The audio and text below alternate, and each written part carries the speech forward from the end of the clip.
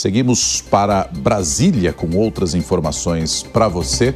A Rani Veloso está com a gente. O relator da medida alternativa do IOF afirmou que deve manter a isenção das letras de crédito.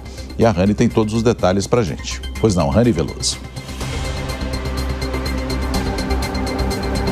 É isso, Nonato. O deputado Carlos Zaratini, do PT de São Paulo, confirmou agora há pouco que fez uma nova mudança ao texto daquela medida provisória que deve substituir o aumento sobre o IOF, o Imposto sobre Operações Financeiras. Carlos Zaratini confirmou que vai sim isentar a letra de crédito imobiliário e a letra de crédito do agronegócio, além da letra de crédito de desenvolvimento. A gente lembra que o relator já tinha sugerido em seu último texto um aumento de 5%, que era a proposta do governo, para 7,5% na cobrança do imposto de renda para LCI e LCA. E agora volta atrás depois da pressão, sobretudo de parlamentares do agronegócio.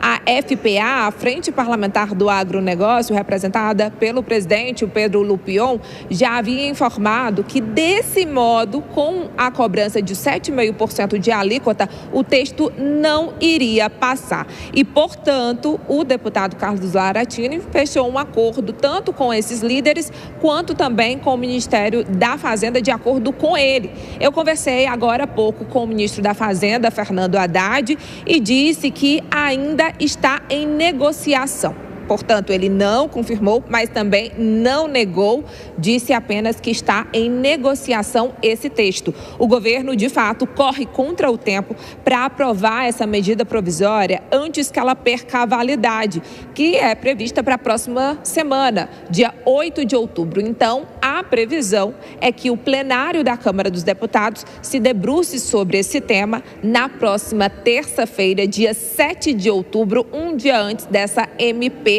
caducar. O texto também prevê outras formas de compensação do IOF. A gente lembra que o tema foi desgaste entre Planalto e Congresso e foi parar no Supremo Tribunal Federal, esse aumento. E, inclusive, o governo bateu recorde em agosto na arrecadação do IOF, com mais de 8 bilhões arrecadados, de acordo com a Secretaria da Receita Federal, um aumento de mais de 40% em relação a agosto do ano passado. Bom, agora falando sobre as outras formas de compensação que estão previstas no texto e na proposta do governo, está aumento da alíquota sobre as apostas esportivas, as bets, de 12% para 18%, além da tributação de criptoativos, além da uniformização da alíquota do imposto de renda sobre aplicações financeiras, que ficaria em 17,5%, aumento também do CSLL, que é a contribuição sobre lucros dos bancos, que aumentaria de 15% para 20%, além do corte de 10% em gastos tributários. Então, essas são as propostas de compensação em alternativa ao aumento do IOF. Na verdade, em parte do aumento do IOF, porque, como eu falei para vocês, teve sim um aumento na arrecadação do imposto no mês de agosto. Nonato. Tá certo. Rani Veloso, muito obrigado pelas informações. É assunto para a gente trazer também a Deise Ciocari, que está comentando os principais temas com a gente nesta manhã de sexta-feira. Eu nem lembrava mais dessa história do aumento do IOF. Tal volume de informação que a gente teve depois, especialmente por causa das medidas dos Estados Unidos contra o Brasil. A gente deixou de falar um pouco nesse tema, Deise. Mas pelo que a Rani trouxe aí, tem muita coisa que será apertada para que o governo possa compensar isso, né? Entre a taxação de bets, um pouquinho mais de arrecadação em relação a bancos e por aí vai. É o que dá para fazer de momento, né, Deise? Nonato, é até positivo que essas pautas retornem para o debate, né? De novo, foi um ano em que o Congresso ficou meio, abre aspas aqui, né, bem meio paralisado. Mas no meio desse debate aí a gente tem a questão do agronegócio, né, em relação às taxações. O agronegócio é um dos setores mais ativos do Congresso Nacional, né, e aí o governo teve que recuar, o Zaratini teve que recuar nessa medida, o que mostra também que mesmo medidas econômicas, quando elas vão ser tomadas pelo Palácio do Planalto, elas precisam dessa costura política com o Congresso Nacional, né. No caso da LCI e da LCA, a bancada do agronegócio, né, a Frente Parlamentar do Agronegócio, que é uma das mais fortes ali dentro do Congresso Nacional, reagiu através do Pedro Lupion e aí o Zaratini ele teve que recuar. Isso mostra para a gente também que se essa MP ela realmente for aprovada como ficou agora, como está essa proposta final com as isenções, Nonato, ela pode ser acusada inclusive de uma meia reforma ou de um ajuste capenga, né? E aí a gente volta novamente para o ponto inicial e aí provavelmente ela vai ter que ser rediscutida no ano que vem? Não, porque é um ano eleitoral, então provavelmente vai ficar para bem depois.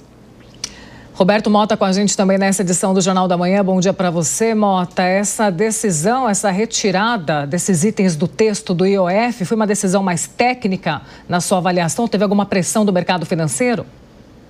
Eu acho que isso teve pouca técnica e muita política. Bom dia para vocês, bom dia para a nossa audiência.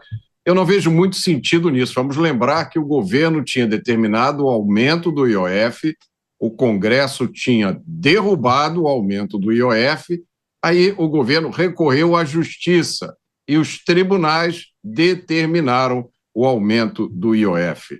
Não há muita lógica nisso. A partir dessa situação, tentar buscar alguma solução técnica é colocar técnica onde o que valeu mesmo é a política. Na verdade, o único movimento de política fiscal que o governo deveria fazer nesse momento é cortar os seus gastos. Mas o que a gente vê é justamente o contrário, uma obsessão com a arrecadação a qualquer custo. E aí o cidadão não tem a mínima condição de avaliar o impacto dessas inúmeras medidas. Tem a outra medida também, que é a tributação dos dividendos e a criação de um tal de imposto de renda mínimo, que significa tributar fontes que já foram tributadas ou que são isentas. O resumo disso tudo é um só: arrecadar a qualquer custo.